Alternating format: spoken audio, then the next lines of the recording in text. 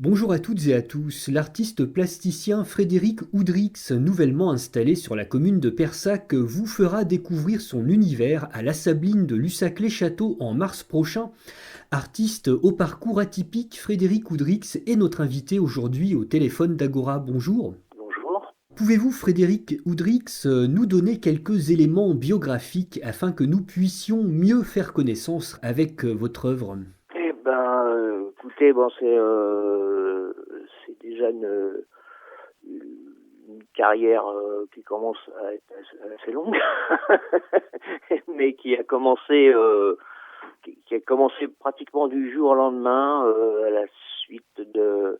Bon, j'étais déjà dans une école de publicité, hein, en tant que touriste que en tant qu'étudiant, parce que j'ai été conditionné pour devenir marin, et puis je me suis retrouvé dans une école d'art, euh, un petit peu par pression familiale, disons, qui fait que j'ai changé de cap au dernier moment, et puis je me suis retrouvé dans une école d'art, et après c'était euh, 2 ou 3 années de tourisme dans cette école, et puis après j'ai eu la confiance disons, des facilités au niveau de la couleur. Alors ce qui était déclencheur aussi, c'est une professeure de peinture qui m'a proposé son atelier pour que je puisse travailler au calme. Donc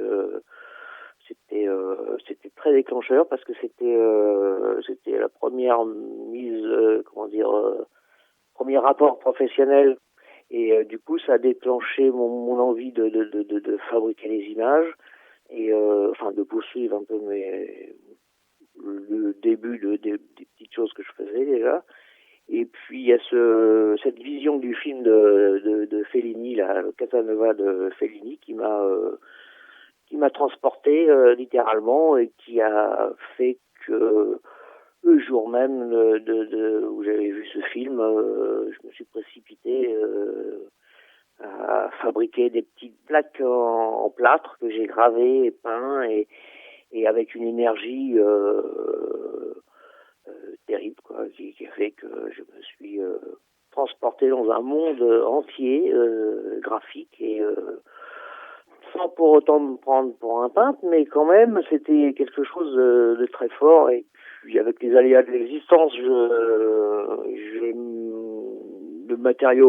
en matériaux, je suis passé à la céramique, donc j'ai fait beaucoup de céramique aussi, en volume aussi. J'ai tâté du volume pendant quelques années. Après, j'ai fait du mural aussi. Ça, je me suis intéressé au mural extérieur surtout, et avec tous les procédés céramiques à disposition. Et puis, tout en me considérant comme peintre. C'est un petit peu délicat, parce que pour moi, l'image pouvait être transportée à l'extérieur, elle pouvait être discrète sur l'architecture, par exemple.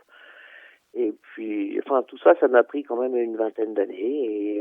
Et puis, pratiquement du jour au lendemain, j'ai redécouvert la peinture suite à une commande de céramique, où j'ai dû faire des grandes maquettes sur papier. Et là, je m'étais aperçu que j'avais glissé vers un ennui un petit peu de fabrication, et j'avais besoin de quelque chose de plus rapide, de plus aussi de titiller un peu plus le monde intime, quoi, qui était autour de nous, par la fabrication d'images, alors plus simple, c'est-à-dire sur le papier, quoi.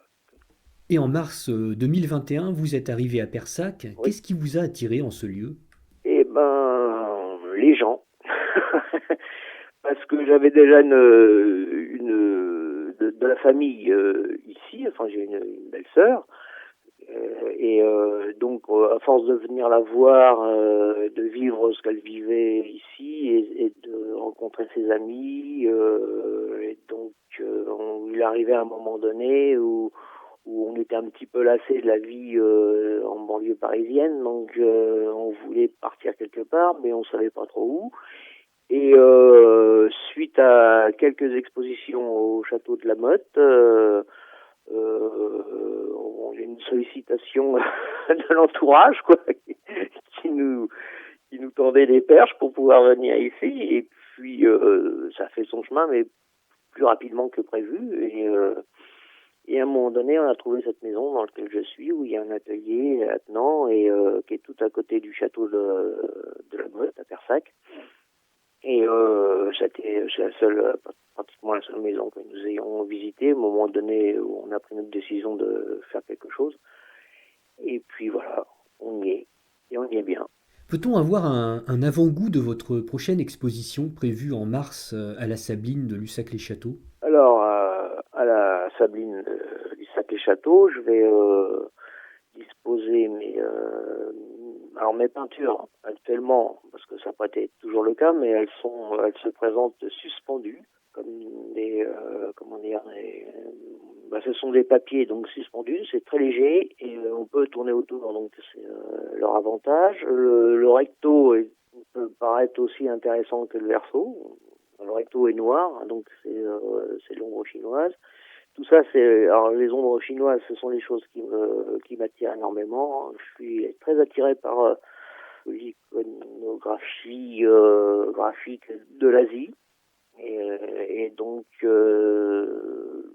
par exemple, les gravures japonaises me nourrissent, et puis tout ce qui, les marionnettes de Bali, tout ce monde, ça, c'est des choses qui nourrit un peu mon travail. Donc, aux Sablines, il va y avoir une succession de choses un peu. Il y aura des peintures plus anciennes, mais les plus récentes que je suis en train de travailler actuellement. On peut peut-être préciser les dates de cette exposition? Ça sera du 4 mars au 7 mai. Et l'exposition s'appellera Odyssée suspendue. Donc à la Sabline de Lussac-les-Châteaux. Oui. Pour terminer, avez-vous un contact, un site internet ou une page Facebook si on veut en savoir plus sur vous et sur votre œuvre?